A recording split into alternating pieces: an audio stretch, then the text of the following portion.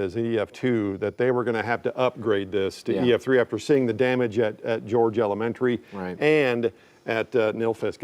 It's just those are too sturdy of buildings to be destroyed like that by a small tornado. Because you got these steel beams that are bent over that were supporting that roof, but then I mean that metal just looks like candy wrappers, as if they're shriveled up. But what's crazy too is the tornado didn't damage as much of the equipment inside, but then we picked up 2 inches of rain.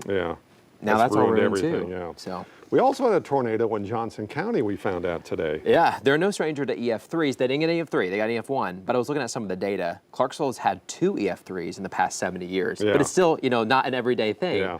EF3s are very uncommon, but we've gotten them.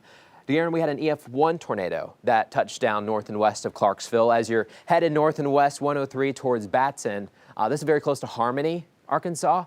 We had an EF1. The National Weather Service is still working on this. It's honestly, it's difficult in a different way because in a rural area, it's harder to see some of the damage because if you're not hitting anything, what do? How do you rate that? But they have seen a lot of trees down up here as you get into the foothills of the Boston Mountains. They've also seen a couple chicken houses. They were damaged. A few roofs were damaged on folks' homes, but just a couple shingles. So they're trying to still figure out the path.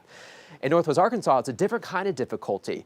You know where the damage is, but then there's just so much that it takes a long time to go through it all, but you definitely see where that path was. So EF1 for Johnson County. We'll give you more updates once the National Weather Service finish up their survey. That may be later tonight if they're able to finish it before sunset. Right now for sunset, clouds still over us, but we are breaking the clouds towards the west. We're going to get a lot more sun over for tomorrow and into the weekend. That front that gave us the severe weather continues to press east, but we got a quick clipping of some snow flurries. You guys see them earlier today? Of course, nothing stuck, but those clouds are now breaking up towards the west. Some of us will actually get a really nice sunset tonight because that sun sets in that western sky, some of it going below.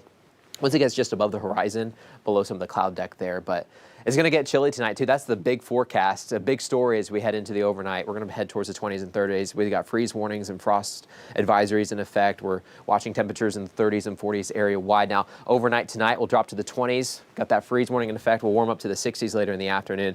In the River Valley, we'll start next to freezing, but I think tomorrow afternoon should be really nice. But we do have to watch as we head towards Friday evening, Darren, and we do have a chance for a couple showers coming in around 9, 10, 11 o'clock tomorrow evening.